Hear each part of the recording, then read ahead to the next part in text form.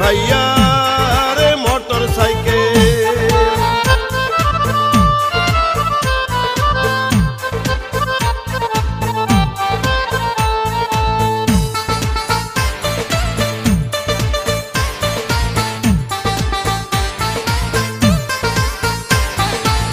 কি সুন্দর motor cycle, দেখে তো মন মানে না। লতিফ ভাই মানুষ ভালা, জয় হবে ইনশাআল্লাহ। মোটর সাইকেলের হবে জয়, জনগণ কয় মোটর সাইকেলের হবে জয়।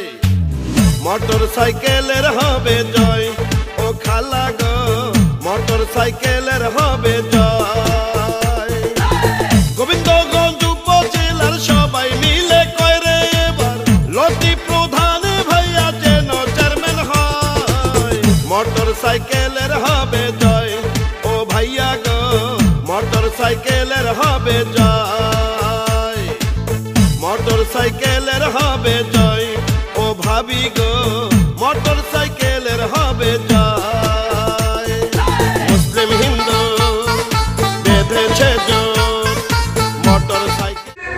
মহানায়ক আমি বলতে চাই, গোবিন্দগঞ্জ উপজেলায় নয় শুধু একটি, যে কোনো উপজেলার একটি উপদেষ্টা মাননীয় সংসদ সদস্য যার ইশারা ছাড়া একটি কাগজও কোনো অফিসার সিগনেচার করে না, এটা আপনারা নিশ্চয়ই অবগত আছেন।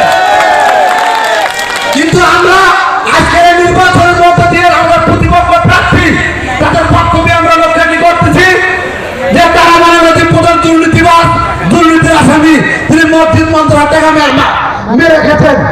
এই শাকিল একান্ত বুলবুল সেই মামলার 5 নম্বর আসামি।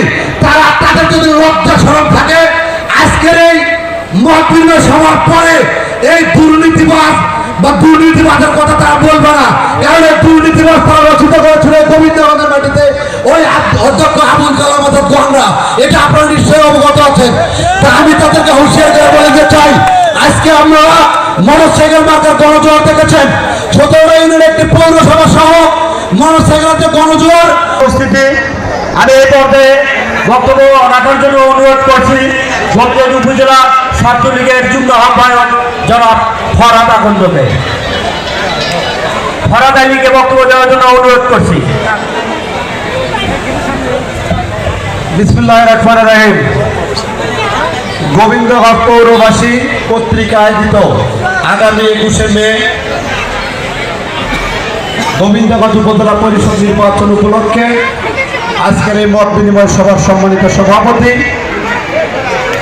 উপস্থিত আছেন গোবিন্দগঞ্জ পৌরসভার সাবেক মেয়র সংগ্রামী জননেতা শ্রদ্ধাভাজন আতাউর রহমান সরকার,